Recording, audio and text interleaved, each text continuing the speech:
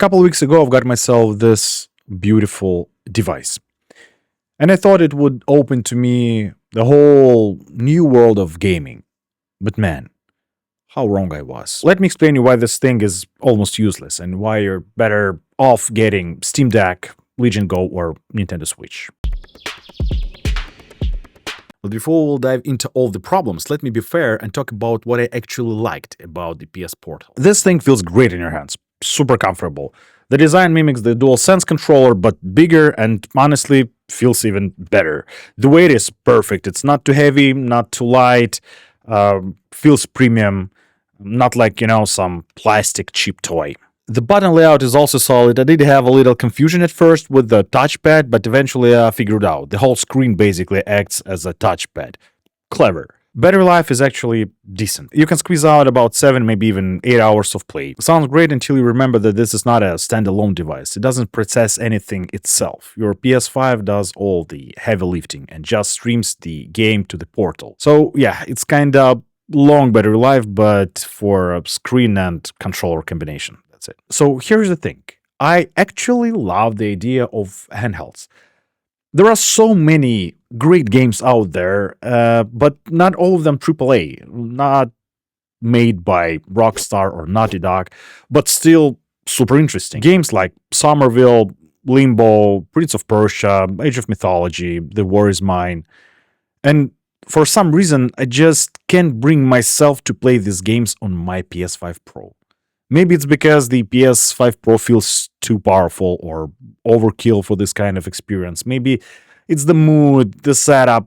I don't know. The vibe just isn't right. That's why I thought PS Portal could be a perfect fit. Something lightweight you can play in bed, chill with smaller games before sleep. And you know what? That part actually worked. I played Somerville, Limbo, This War of Mine, and it was nice.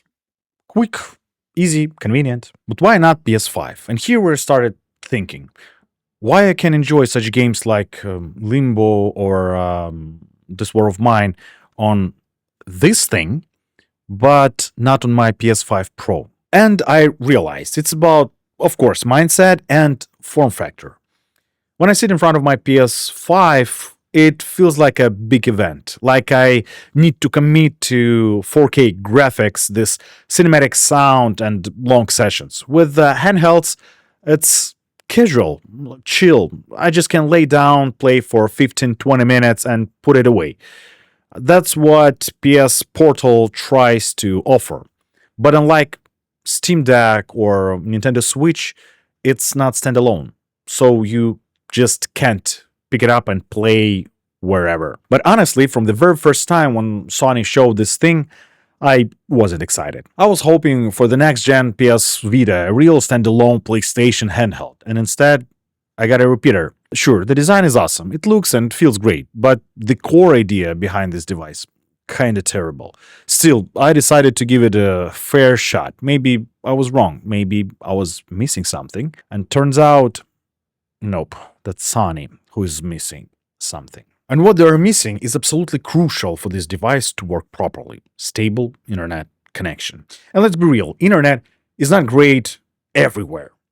Even in the places with good Wi-Fi, it's not always stable. And the PS Portal itself, not always stable. It randomly drops the connection, even when my PS5 and Wi-Fi are working just fine. Picture quality drops. Lag kicks in. I watched a few videos where people suggest to connect your PS5 via Ethernet to improve it. But seriously? Sony added Wi-Fi 6, and now I have to plug it in into Ethernet for a smoother experience. I don't have Ethernet near my PlayStation, and what should I do? Should I drill holes in my walls to make this thing work? And what if I want to move my PlayStation setup to some other room? What should I do? Drill again? Really? It defeats the whole purpose of portable device. So here is the story. One night, I'm in bed, everything is set, lights off, headphones on. I just was about to continue this War of Mine, and my PS5 Pro was on, Wi-Fi was fine, internet connection was also good. I'm turning on this PS Portal and it just refused to connect. Tried everything, reconnecting, restarting, nothing. After like about 5-10 minutes of messing around, I just gave up. And that's the real killer when tech gets in the way of experience. When instead of playing game, you troubleshooting your own hype. You know what would have been truly amazing? If Sony had made this true PS Vita 2, a proper handheld that can run games natively. Imagine a portable PlayStation with digital access to all those indies, maybe some PS5 ports, cloud gaming, and remote play as a bonus.